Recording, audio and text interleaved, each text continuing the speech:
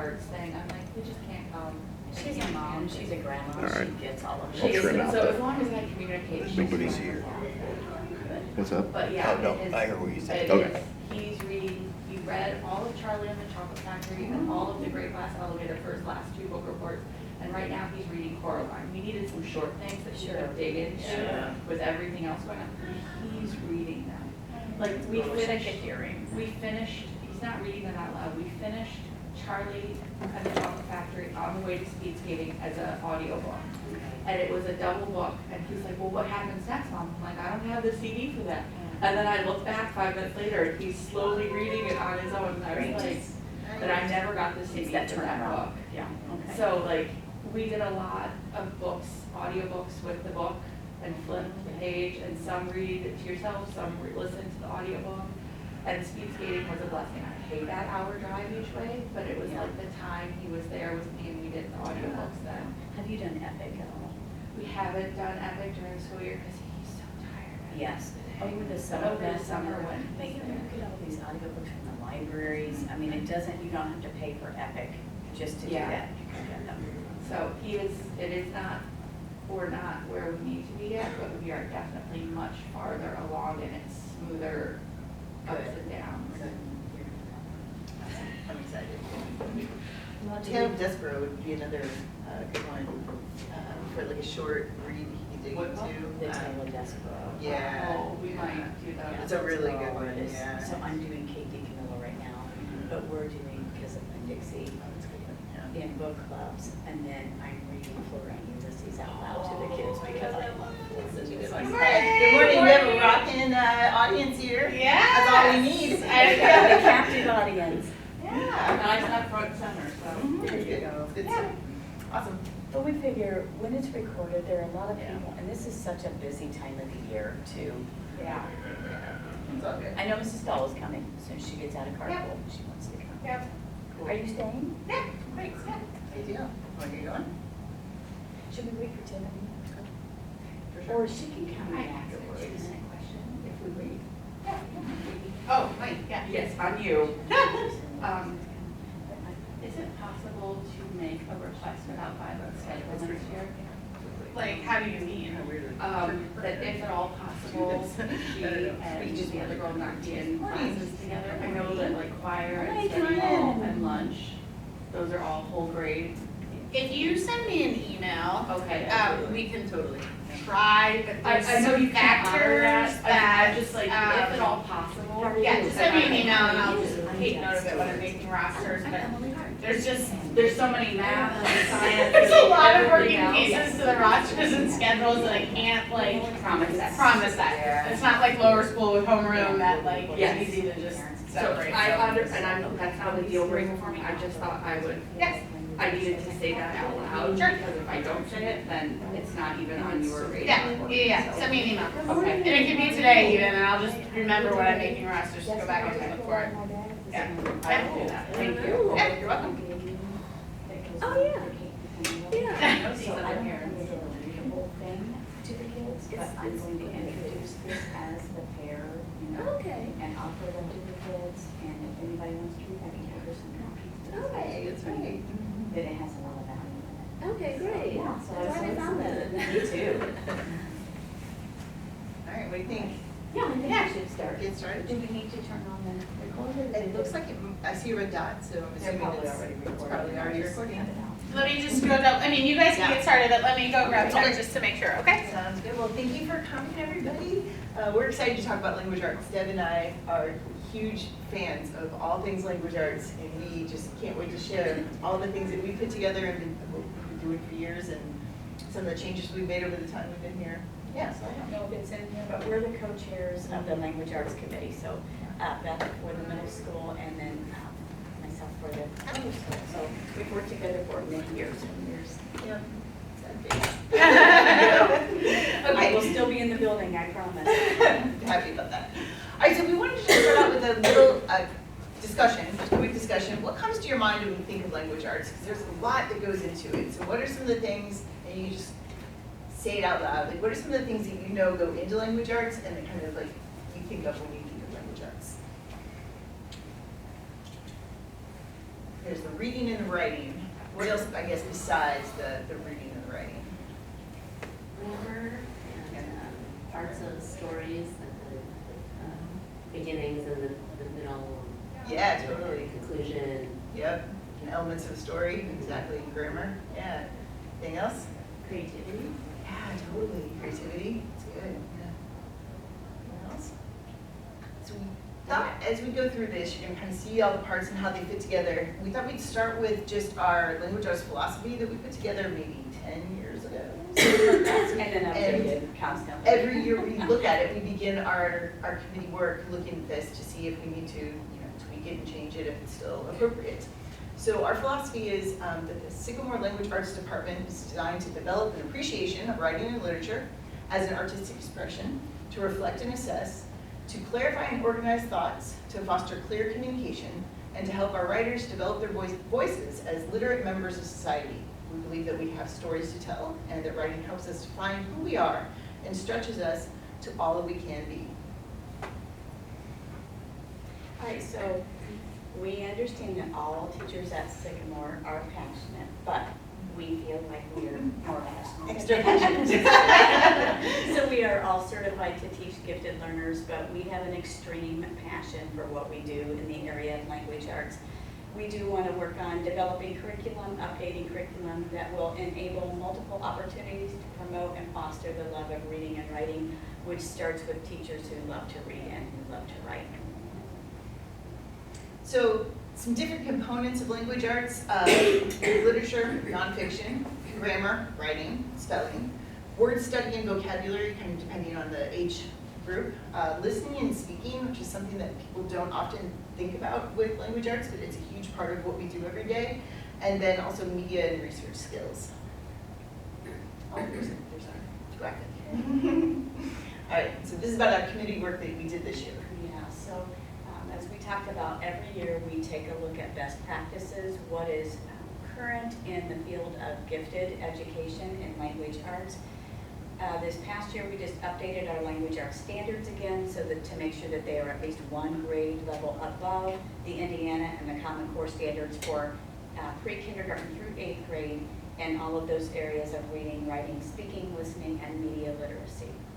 And then after we updated our standards, we took it to the next level and we developed a scope and sequence that vertically aligns the curriculum, and really to ensure that all grade levels are consistently and appropriately using common language and strategies. We don't have any gaps, we don't have too much repetition, we have the right amount of repetition, because sometimes things need to happen over and over again. But we took a whole bunch of time. There are over 100 components to the standards that we have, and we made sure everything fit and, like I said, aligned. We also updated, we have a shared drive of language arts resources and curriculum for language arts teachers, including 6+1 activities, books, rubrics, and other resources.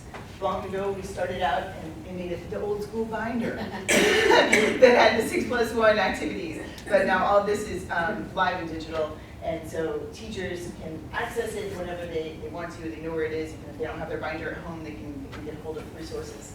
And then we also make sure we invite everyone in the committee to add to it, and we're constantly thinking of new things that might be helpful. So this is an example of some of the alignment we did. This is just one of the, like I said, 100 different components on it. But in this one, we're looking at the structural elements and organization in literature. And so this specific standard deals with building comprehension and appreciation of literature, and then showing knowledge of literary structure and point of view. And you can see how it goes from just recognizing different narrative genres to like identifying the characteristics of those genres, describing the overall structure of a story, like the beginning and why that's so important, the ending, and how it concludes the action. Third grade, using terms such as chapter and stanza to refer to different parts of different genres. And then in fourth grade, explain how a series of chapters, scenes, or stanzas fit together to provide that structure. Fifth and sixth, we do a lot of work with analyzing how a particular sentence, chapter, scene, or stanza fits into the overall structure and contributes to the development of the theme, of the characterization, the setting, or plot. In seventh grade, analyzing how a work of literature's structural elements like subplots, parallel episodes, climax, conflicts contribute to the overall meaning of the story. And then in 8th grade, comparing and contrasting the structure of 2 or more related works of literature and analyzing and evaluating how different structures of text like, contribute to the overall meaning and style. So like we said, these are all at least 1 grade level above the kind of norm. And we methodically went through and made sure we were actually doing these things and like provided examples and then met with the grade levels above and below us so we could have those discussions and just make sure we're covering everything. Right, so as part of the curriculum, one of the beauties of teaching here, one of the many beauties, is we do have the autonomy to choose what students are reading and writing. But with that, it's not just that we are throwing in our own personal bias. We use things such as the College of William and Mary, which is based on Paul's reasoning model, which is for gifted kids. Michael Clay Thompson, we use a lot of his vocab work. Experts like Joyce Van Tassel-Vasca. If you remember Mrs. Reedy that used to be here a few years ago, Joyce Van Tassel-Vasca and Mrs. Reedy worked on some committee work together. So Joyce has actually been in the building. Really awesome. She's like a So rock our star, curriculum language guru. arts rock star, yeah. And then various novel studies. Teachers do select the primary and supplemental text, and then we develop our activities, our discussions, writing assignments, all using those standards and the objectives that we have going back to our scope and sequence. Right, so where it all begins. So we have one early childhood parent here. So in preschool, pre-K, language arts is integrated into the curriculum units. Things like daily read alouds. We put independent reading of classroom and library books because we know that a lot of our young preschoolers aren't quite reading, but some are. Don't want to rule that out. And that's when the oral presentations begin. Then formal direct reading instruction begins in kindergarten. Prior to this, students are listening to stories, building phonemic awareness, which is the ability to identify and manipulate individual sounds, which are called phonemes. So knowing that A can say A, but it can also say A. Learning phonics, which is the relationship then between those sounds and letters, and that's worked on throughout early childhood. Then students transition from EC to lower school, where they continue to grow in their abilities to decode and apply those strategies. So for our reading, it takes place daily along with blocks of time devoted throughout the week for writing, grammar, and word study. So let's take a look again at that first and second grades. We focus on building the necessary foundational skills to enable those students to become successful. So we work on a lot about with just the decoding, breaking words apart. Then in 3rd and 4th grade, they continue still with the decoding, but then there's an additional layer of analyzing the text that is added onto that. Various genres are explored in lower school, and multicultural texts are included in the curriculum. We've worked really hard this past maybe 5 years to ensure that all kids are seen in the books that we read. And then each year, students are engaging in research projects, some of those through independent choice, and then others through just various ways that, for example, in 3rd grade, I think they study a country and did a lot of research. In 2nd grade, we have a heritage project that we do, and so kids are researching, and then right now, they're working on biography research. And then in middle school, all of our transitions here. So we have language arts class every day. And in literature, we really focus on literary analysis. Again, we have tried super hard to make sure that our literature reflects our multicultural population and spans a wide array of genres. Literature is often discussed using the Harkness method, and this is something that started in Exeter, a boarding school on the East Coast, but it's a small group, student-led discussion. And when I was first trained in it, I remember being super nervous that like, they're not gonna cover all the things that I want them to cover if I just turn it over to them. And miraculously they do. And of course we do scaffold this in 5th grade. I don't know what to say, okay, have at it, kids. It's much more led in 5th grade, but by 7th grade, I largely stay out of their small group discussions when we have them. And it just clockwork. They just hit all the things that I need them to hit, which is pretty cool. I can always interject if I need to, but for the most part, they look at literature with a question in mind instead of like, I need to find the answers. So it's just a different way of approaching what we're reading. We also do, our independent reading is a program called Reading Rumble. I noticed this sad but true thing that in 7th grade, kids just kind of stopped reading for pleasure.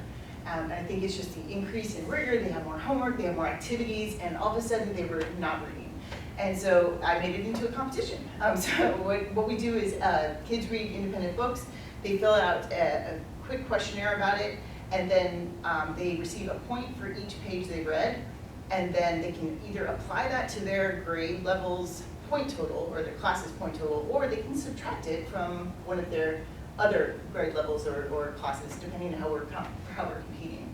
And then at the end of a trimester, the winning classes receive some kind of treat, usually a donut or a cupcake or something like that. Which is a big thing. Big thing, they love it, yeah. Writing is always connected to the literature, and it's taught used a variety of different genres. So we do a lot of nonfiction writing, a lot of essay writing in the upper grades, a lot of creative writing still throughout. 6+1 is always included, which we're going to go into more in a minute.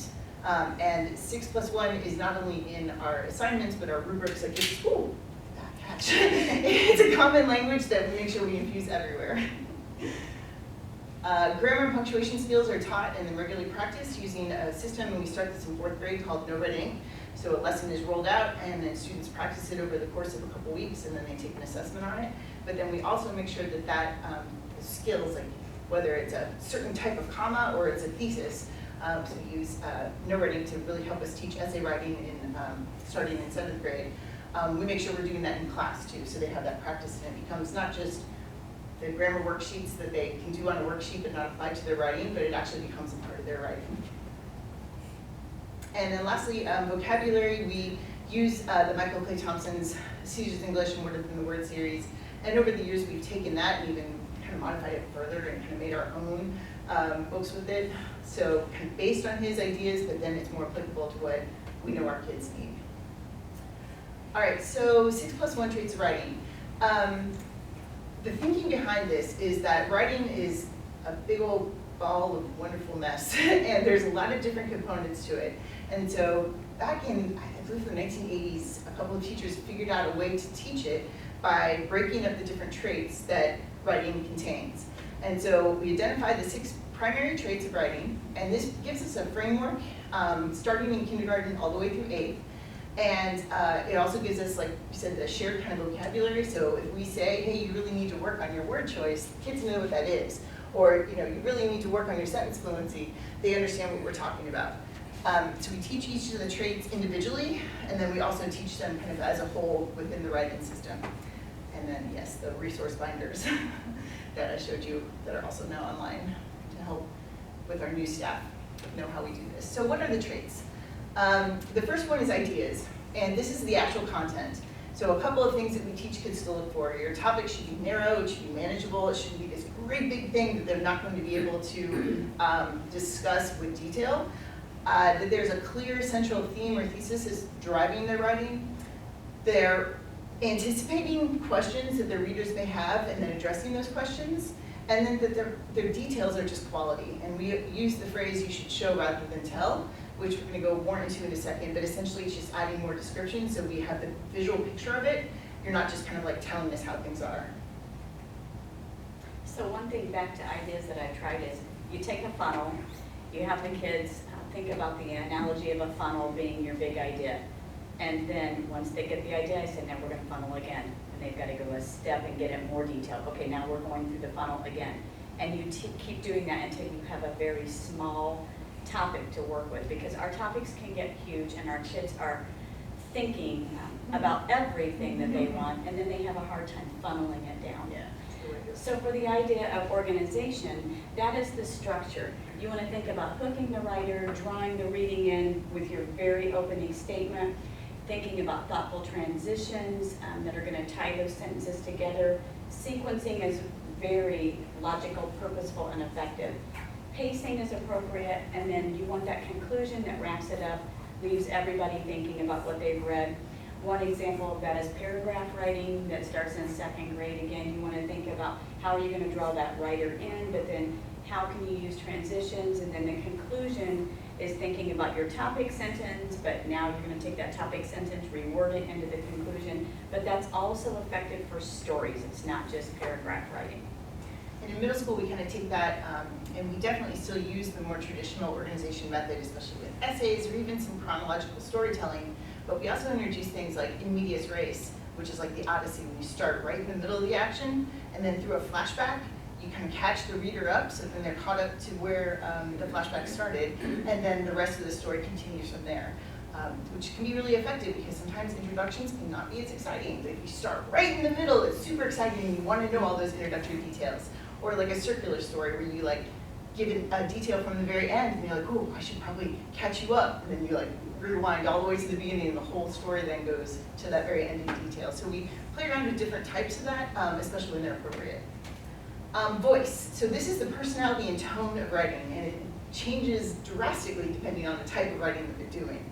So it should match the purpose and the audience, and super important that the readers feel connected to the author's emotions, energy, convictions, integrity. One thing we do to play around with this is I'll give them a kind of silly prompt like, write a note to your best friend, although I need to explain what writing notes actually is. Text your best friend and tell them about an assignment that you didn't do well on.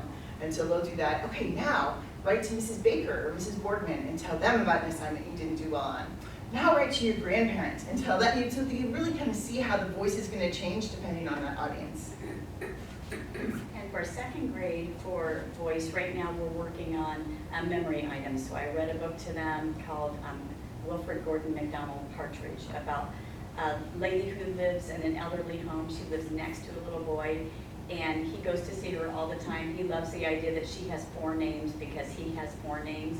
And they build this bond, but then he realizes through asking about memories, he asks many people in the home, what is a memory to you? And they will tell him different things. Well, then he goes back after thinking about his friend, and he finds a way to help her remember some of the things that were important to her.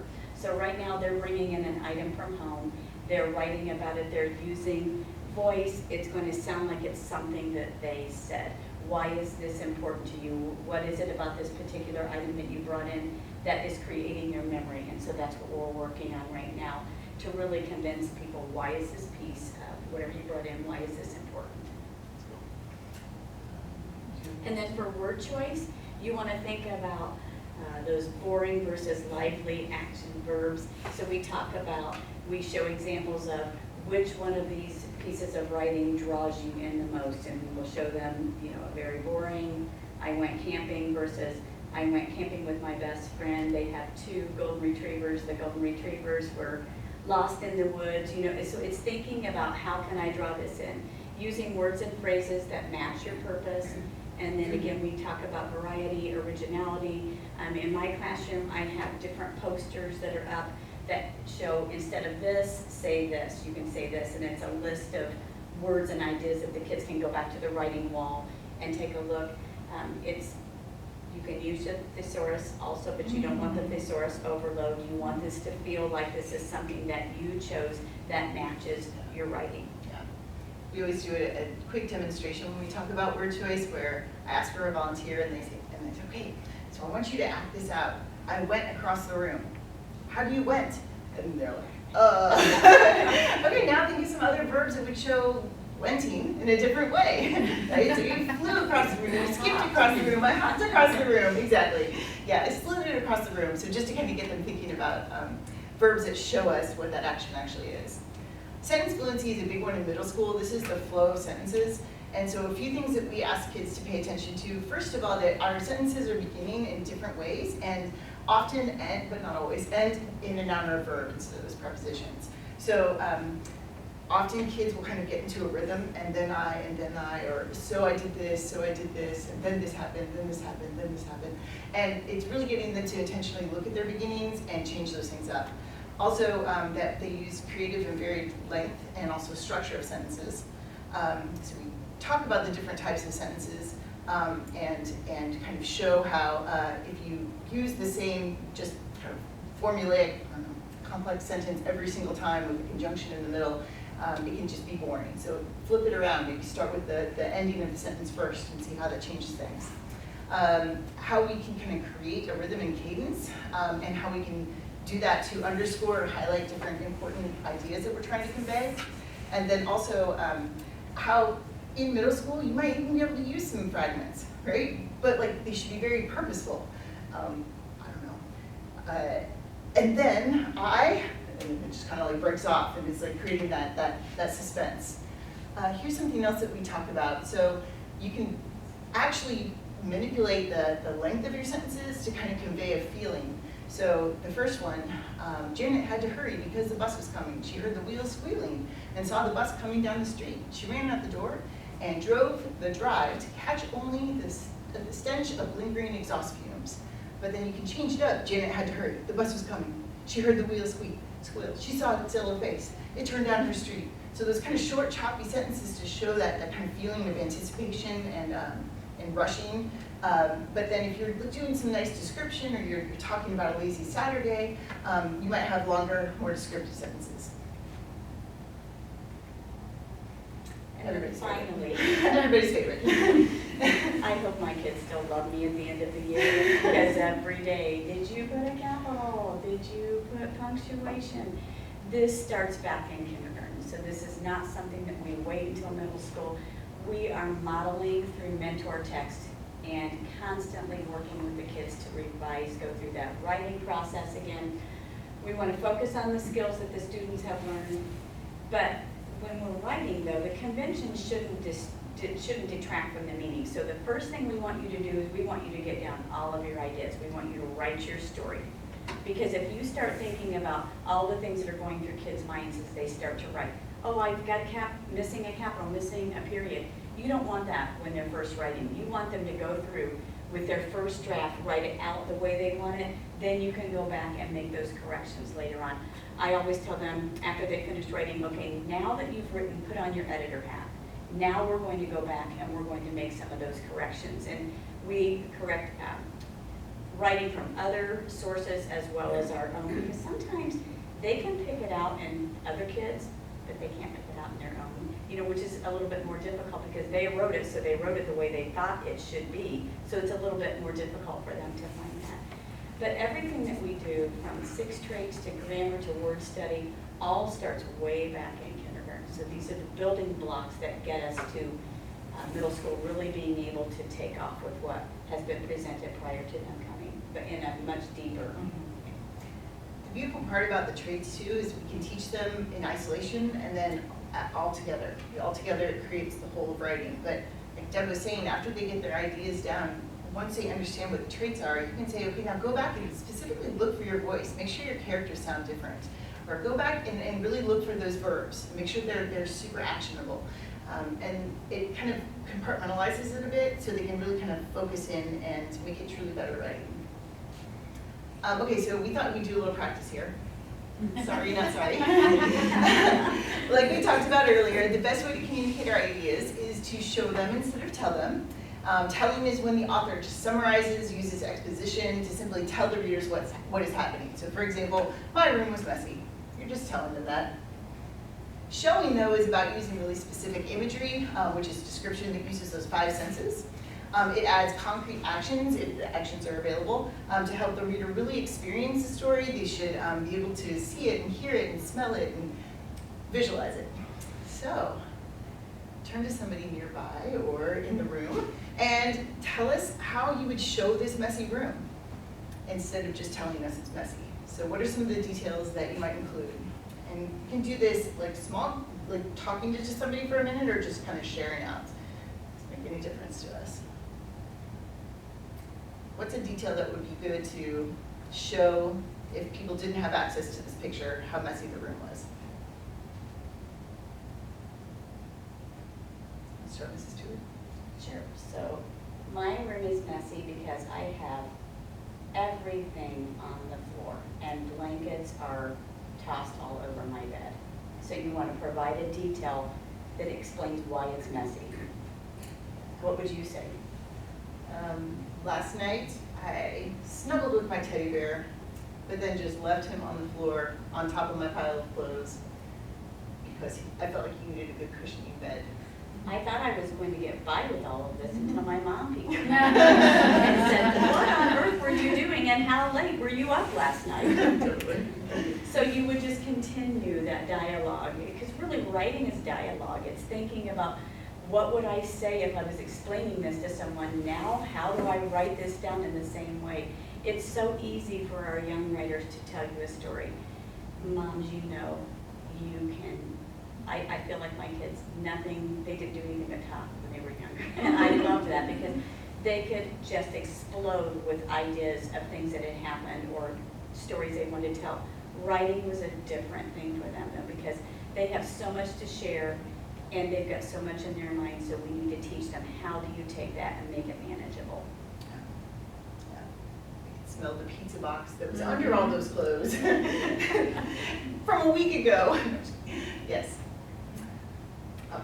All right, so this is my wall, my writing wall, and you see the 6 traits that are listed. So we start the year with talking about why do writers write, and what kinds of things do they write, and then within the 6 traits, like for ideas, those are pencils that have different things, different ways to describe what do I mean by ideas. Then I've got parts of speech down at the bottom, we talk a lot about those. Then the awesome adjectives, I also have voracious verbs and a number of other things. But then the kids can utilize that wall when they're writing. It's not just something that's up for a decoration. I want you to go and use it, and they frequently do. So there's a close-up of voice. You want to think about being sure that you show that you care about the topic. Writers are very successful when they care about what they're writing. You want to include an occasional exclamation mark, but don't overdo it because when you do, it loses its purpose. Who is your audience? And then adding things such as big or bold letters to emphasize the important parts of your story. And I love how you have the mentor text up there that you used to teach it, which helps, I think, kids remember back to your discussion with that book. Well, and with the graphics, we have those from kindergarten all the way up through lower school because we want kids to have common language. We want them to be able to look at a graphic and understand, okay, I remember seeing that last year, and then it changes a little bit when it gets to middle school. Yeah.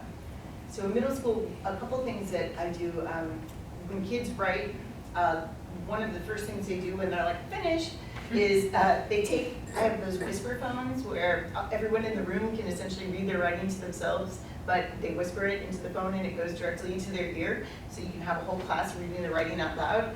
And then they go through and complete this writing workshop paper that is trait driven, but specific to the actual assignment. So in the ideas, for example, this is for a myth?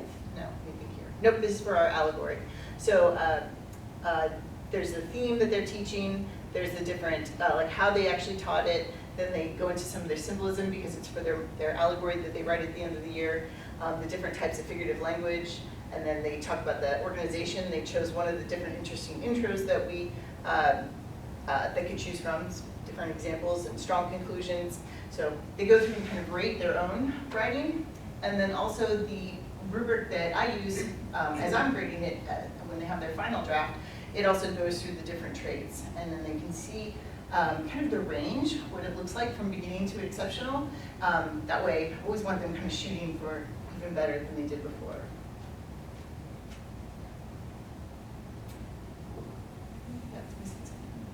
There we go.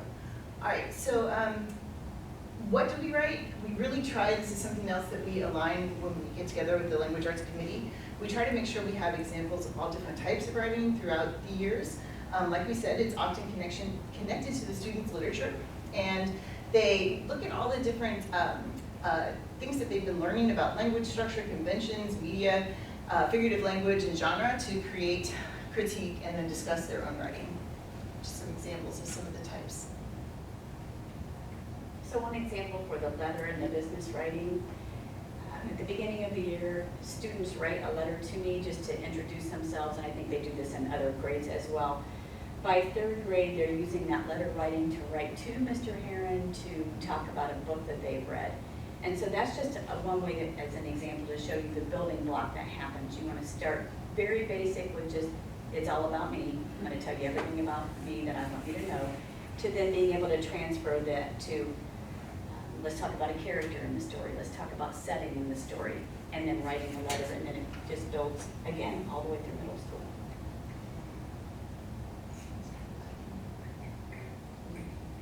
There, oh, yes, we talked about that though. Yeah, the shared lists, we regularly update, that way we don't have too much repeat, but we're also, like Deb talked about, scaffolding the different types of writing, and we don't have any gaps. All right, and then portfolios. A few years ago, we decided that it would be really beneficial to kids and also meaningful to families if we would create a portfolio for writing. Kids' writing changes so much between kindergarten and when they graduate. So every year we pass on a physical portfolio to the next teacher. We collect pieces of writing. It'll be like a piece from literature, a student choice, a teacher choice, a piece that went through the entire writing process. And then parents of graduating 8th graders will be given their portfolio as they graduate from Sycamore, just as a memento to really think about how has my child's writing changed. So in addition to those 6 traits rubrics that Beth talked about, we use the 6+1 language as they reflect on their writing through their portfolios.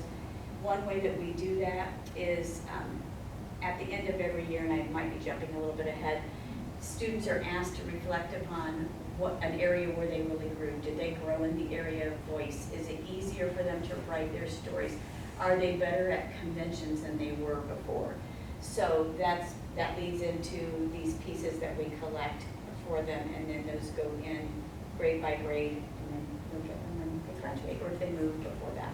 Yeah, there's even a question on there, at least I think you both, but I know in middle school, what's something that your next year's teacher can help you with? Yeah, exactly. And so it really asks them to be very reflective on what they need, but it also gives us, with incoming students, some ideas of what we should focus on with each kid. All right, and then thinking about reading, we select a variety of genres. In 3rd grade, they talk specifically about each genre, and I believe that they are required to read from that genre, and then they write, again, a report based upon that.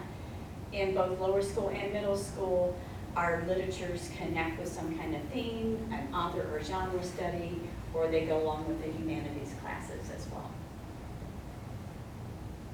So in lower school, we have the 8 traits that Sycamore focuses on in the area of comprehension. These posters are in our classrooms, again, to have that common language from grade to grade. We go through those individually. We use mentor text to demonstrate, how did an author, how did they help you visualize? And then a lot of their comprehension questions are based upon these strategies as they go throughout the year and read various novels. And in middle school, we kind of use those comprehension strategies as a springboard to create things that were more appropriate for middle school. So we use some of the same ideas, but then in order to be able to always challenge kids, came up with this, and this is just a screenshot of the first couple sections, excuse me. And so for each one, for each one, we have like it kind of staggers how those skills look and different things that students can do to prove that they are like within that level. So for example, with theme, when they first get to us, often they're still trying to kind of attempt to tell us what themes are. Maybe they don't know that they're lessons, maybe they don't understand that they're universal, that they have to be like very specific to the text they're reading. There's often like multiple times within a text that the author's trying to teach that lesson to really show us that that's what the author's trying to convey. And then moving up in the developing section, they can identify themes. They can start to isolate textual support that proves that that's a theme that the author's trying to convey. And then going up even higher, they can analyze how the themes are connected to and reflective of different historical contexts. And then finally analyzes the impact behind and reasons for multiple interpretations. So it gives us a kind of structure to be able to continue to push kids no matter where they are with every single skill that is involved in reading comprehension and analysis, and gives us a way to consistently push kids to the next level. So each teacher has the ability to decide how many novels are covered in a year. Our students are very often voracious readers, but that doesn't always mean that they're reading critically, and often we start to see that in the writing. If the writing's ambiguous, it usually means that they're missing some details as they're reading.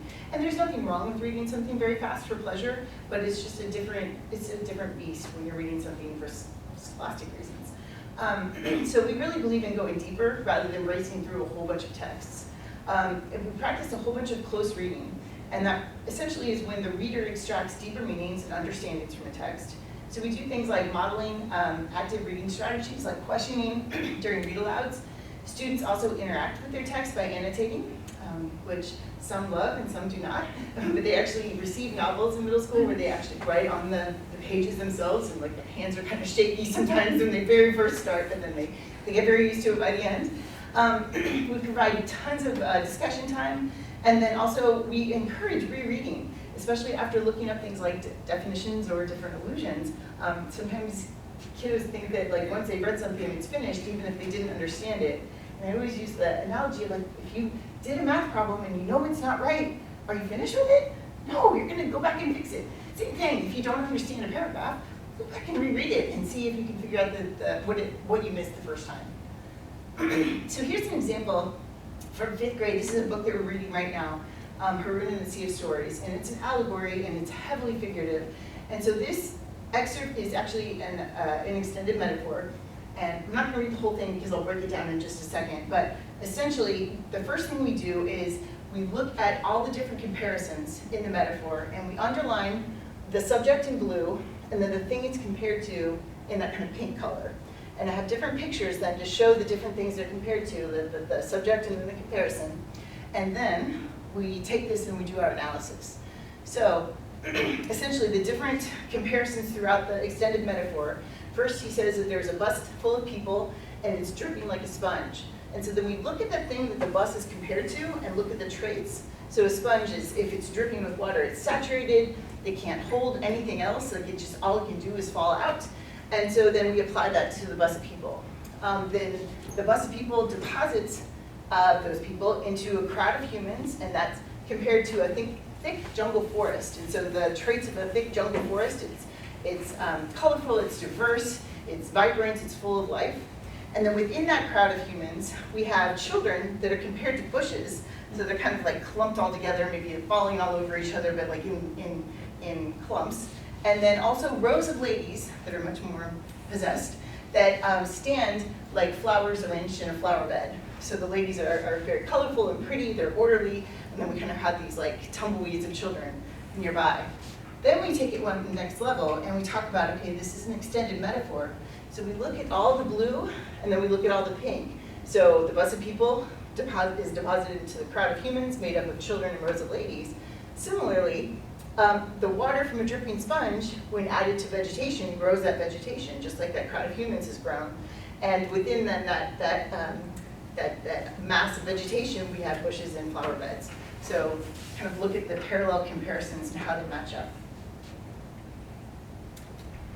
So with differentiation, I think about all the ways that we think about our kids and how their minds work. So I want to go back to piggybacking just a little bit about what Beth said about the figurative language. That starts again way back in 2nd grade when we were talking about tall tales. So we talk about similes, we talk about hyperboles, that type of thing, because kids are ready for different terms at different times. And so we're hoping if you introduce that throughout the lower school in different ways, some kids it's going to sink in faster, some kids it's going to take them a little bit longer. So with differentiation, our language arts program is rooted in the philosophy of differentiated instruction because we do want to meet the needs of each student. My mom used to always say, why are you still working on your curriculum? I said, because my kids this year are different from my kids last year. And so a book that I did last year isn't going to work this year. And she said, when will that end? I said, the day that I walk out the door. Because that's what teachers have to do. We have to look at who are our readers and writers, what do they need individually. So even gifted students, their individual exposure to and their development of skills come at varying levels and at varying rates. So teachers are looking at 3 different components. When we talk about curriculum, we're talking about content, what are we presenting, what is the process, what is the final product, and then how can we do this in various ways to meet each of our readers. Language arts teachers identify the areas of passion, the strengths, the challenges through multiple ways. We do a lot with pre-assessing, what do the kids already know. Informal reading inventories where we are taking kids to the side. I do, instead of inventories, I do conferences with the kids at least once every month to 2 months where I'm sitting down, I'm meeting with them. We're looking to see, what do you need to work on? Well, my expression wasn't really great this time. How can I work on that? But those informal reading inventories also give us an idea of where our kids at right now. What do we need to look at?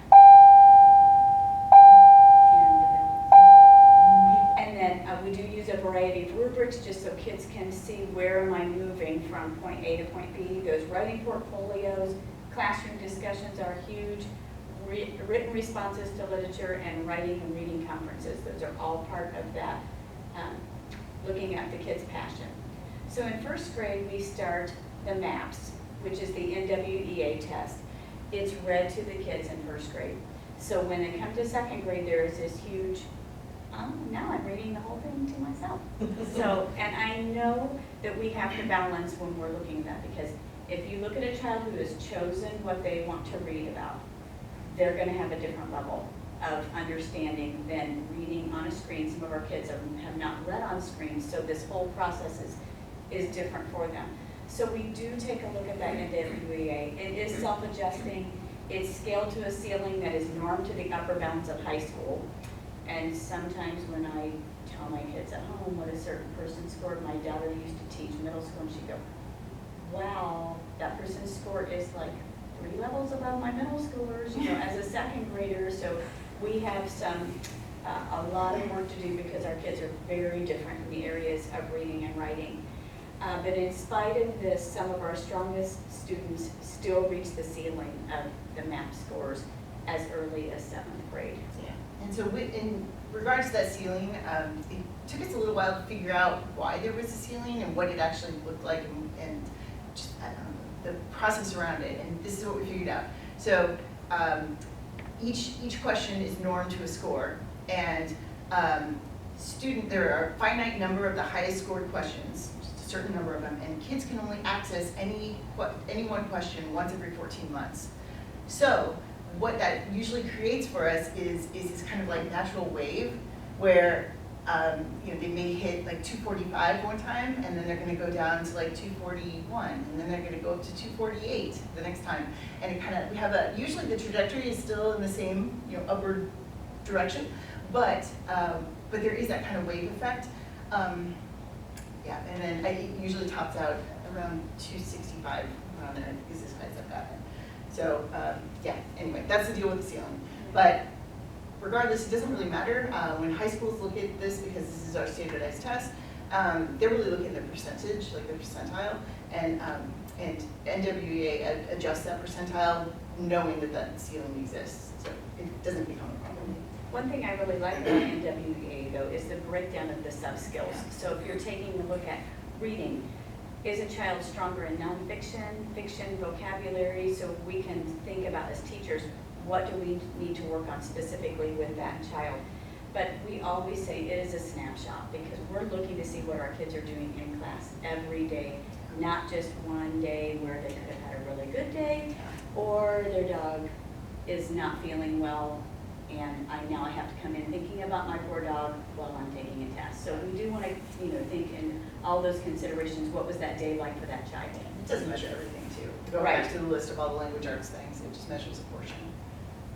All right, so thinking about differentiation in kindergarten. So novel selections are going to vary. They can be based on a student's reading readiness, but sometimes I'll also just lay out novels and say which one looks good to you. Students are going to automatically tell you if a book is too hard for them. I never have to worry about that. If they start reading and they bring it to me saying, this isn't very interesting, probably that's my first cue of you mean you're not understanding what the book's about, and that's okay. But we want to offer up a variety. So if I'm doing a novel study, I'm going to set up 4 or 5 different books and say, if you're not in If your novel group is not studying the book you want, then read another one on your own, you know, so I always leave them out so that kids can explore on their own as well. Written responses to literature can be differentiated to meet the needs of individual students. So again, sometimes kids are dictating to us, sometimes they are using a device to help them with their written responses because we don't want to get stuck on the idea. You had the idea, maybe it's harder to get it down on paper, but we want you to share your idea. Extensions to literature are those final products that you do at the end of a unit. For example, with the biography, I'll just go back to that because it's the current. The students are researching a person of choice, then they are going to write their own book. We're using media, they're going to use Book Creator, so they take notes in my room about their person, then through media they are using Book Creator to create their book, so they're going to be able to read the book aloud, it records them, it'll provide a link for the parents so that you can listen to your child read, and then they will create a bottle that represents the person that they study. So if it's Amelia Earhart, she's got her little aviator glasses on and her cap and that type of thing, because I feel like that reaches kids in a different way. That's the artistic part of it. Maybe the writing was more difficult for me, but maybe I love to build and I love to create, and so this is where I really was able to thrive in that unit. Independent reading as well as independent choice study. It does provide students with the opportunity to read books and research topics of choice. It does make me sad to hear that students eventually, that reading is not as much for pleasure, because reading is forever. It's for your whole lifetime, and how can we grab those students even when they're really busy with soccer practice and even when they're really busy with all of the things outside of school, socializing. Okay, well, socialize through a book club. You know, let's get together and, you know, 2 or 3 of you who really want to read from the same author, maybe you can do a book club. And then other assessments, such as spelling in 2nd grade. You're probably getting tired of hearing me talk about 2nd grade, but that's what I know best right now. Our lists are differentiated, so I start out with basically 3 groups, and I do pre-test with those groups. From those groups, which I have done a lot of pre-assessing before I've ever taken a look at this, I choose 10 words from the pre-assessment that that child needs to know. I try to choose ones that are very specific to being able to apply them in their writing. So everybody has their own list, all 42 kids.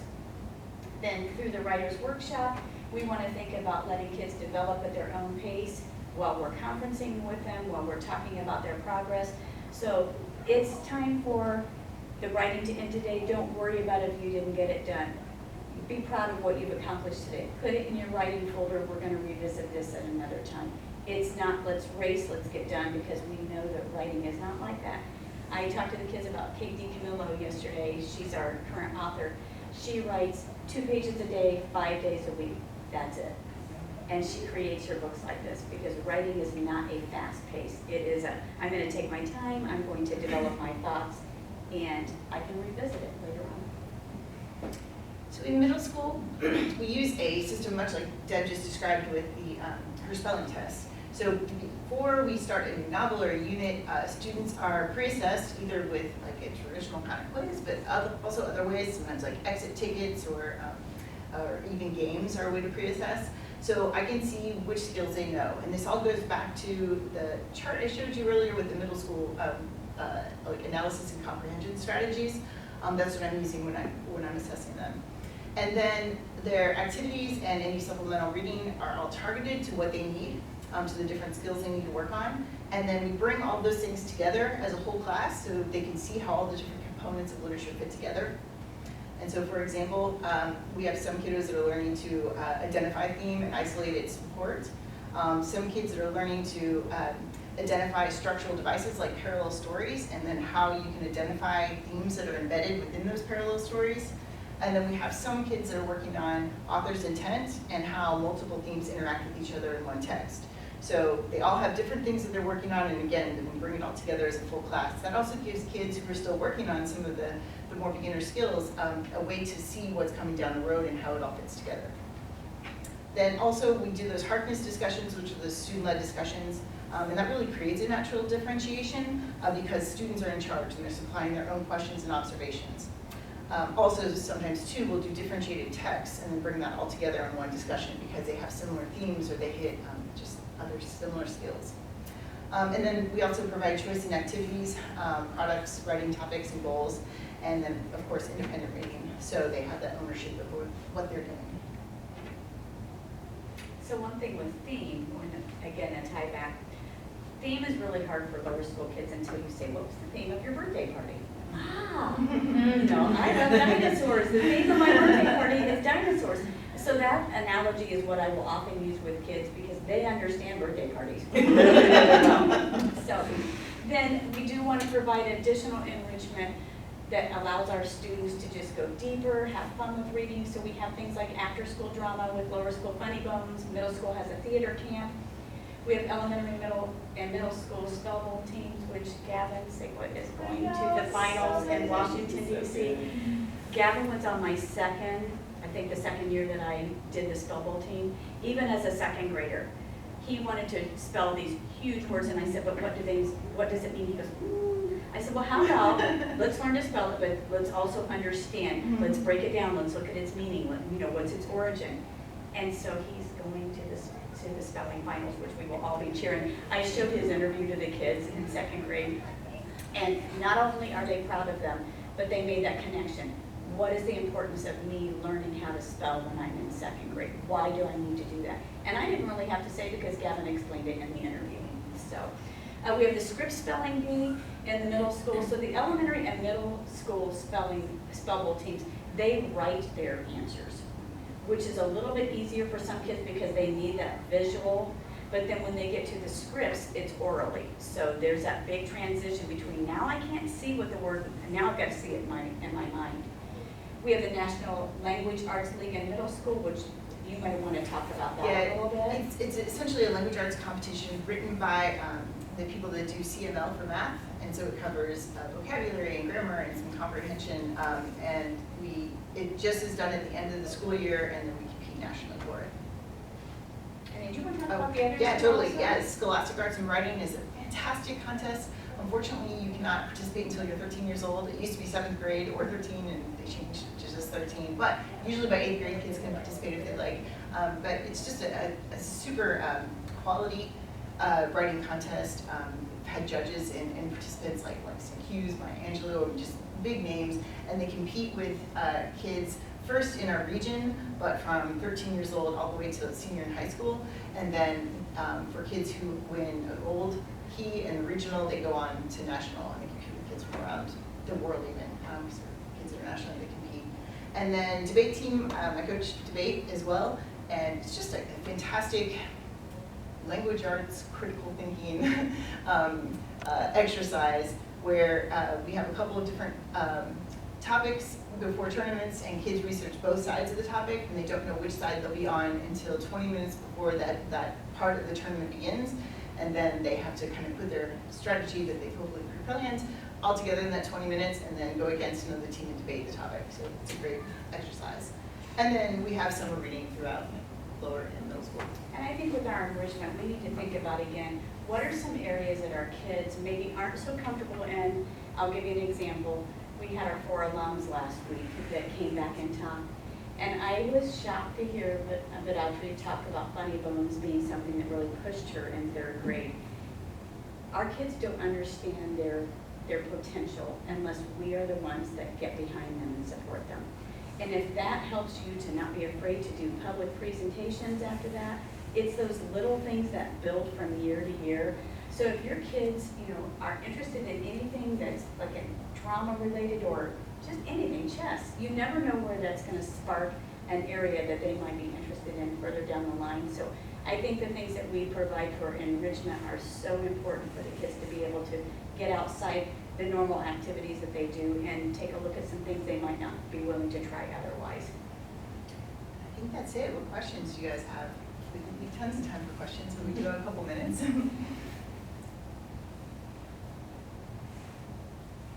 have a question about summers. So how do you encourage the kids to kind of keep on track over the summer between the end of the year and the beginning of next year? Well, I know in middle school we have reading lists, and so kids can, they're required to read at least one book and then fill out a form about it. But then we have incentives if they read up to 5, then we have a party where we do like literature trivia and prizes and pizza.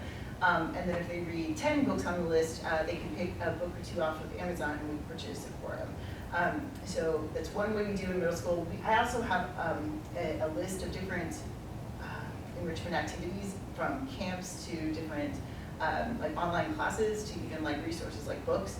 And I always provide that in our newsletter at the end of every year. So parents usually can access it, but I guess if kids are interested too. Also, most of the public libraries will offer summer reading programs with incentives for kids. Something I've done in the past is I've had the kids read a book, come back again for just a small incentive, just write a little bit about what was your favorite book that you read over the summer. I can't do that this year because this is my last year at Sycamore, but I will be back checking on those kids in 3rd grade and asking them what they read. So if they think they're off the hook, I'm coming for them. And then I'm coming for the middle schoolers next year too, because I'm going to sub in the building and I'm going to be checking in with them to see what are you reading right now. We had a middle schooler, and she said that one of her weaknesses was grammar, and the No Ready program that they mentioned is available through the summer, and so periodically, like once a week, just do 1 unit of No Ready, and that was enough to take maybe 20 minutes, half an hour max, but it wasn't onerous, but it was a way she could continue to work on grammar through the summer. Yeah. So there are a lot of ways. In the lower school, we'll be sending out a link to various links that we have for grammar, for reading, for writing, of things that you can do with your kids over the summer. For my kids when they were little, we spent a half hour during the summer every day, 15 minutes on math, 15 minutes with reading, and it wasn't an option because I said, you've got the rest of the day to do what you want. And so I found my time was best for them when they first got up. But then I found as the summer went on, it wasn't a battle anymore. They couldn't wait to get to the next thing. We have to be the ones to support them in all areas. And for reading, my goal is never that you are told you have to read. It's that you cannot get your nose out of this book because you can't wait for the next chapter and what's going to happen. But that has to start someplace. 5 minutes a day, 10 minutes a day. It doesn't mean that you have to read 3 chapters. Get started and build upon that. To backtrack a little bit, another plug for No Ready, they've really worked over the last year and a half on providing also resources for standardized testing. So like there's a section for maps, there's one for even the high school placement exams, and even like SAT, so an ACT. So they have different questions geared towards those different skills on those exams. So as they get older, those are just fantastic resources that are totally free too. I mean, but they're allowed to access anything they want throughout the summer.